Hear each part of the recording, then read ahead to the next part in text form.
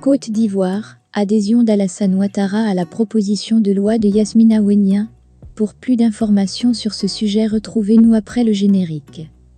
Mais avant de commencer, n'oubliez pas de vous abonner et d'activer la cloche de notification pour ne pas manquer nos prochaines vidéos. Bon visionnage.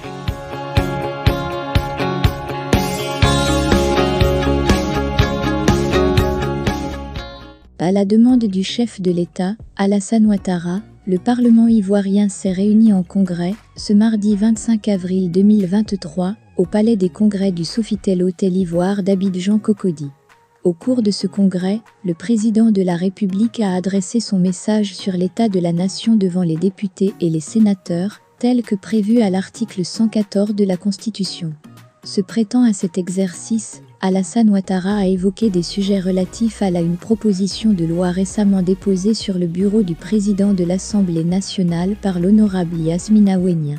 Il a indiqué qu'il venait d'instruire le gouvernement à l'effet de mettre à l'étude une réforme des textes législatifs portant sur des préoccupations liées au financement des partis, l'épineuse question des ressources publiques allouées aux parlementaires, qui nécessite la prise en compte des sénateurs, la gestion transparente et une obligation de redevabilité.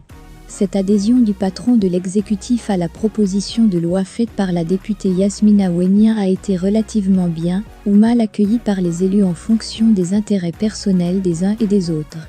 Cependant, dès que l'information s'est volatilisée, à la fin de la rencontre, les partisans, amis et proches de la bouillante députée ont commencé la fête sur les réseaux sociaux et dans différents quartiers généraux de la commune de Cocody acquis à sa cause.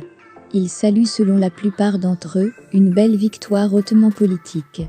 D'autres internautes issus de toute l'opposition confondue parlent quant à eux d'un espoir de retour à la démocratie dans le pays, avec cette adhésion à la proposition de loi par un député de la nation.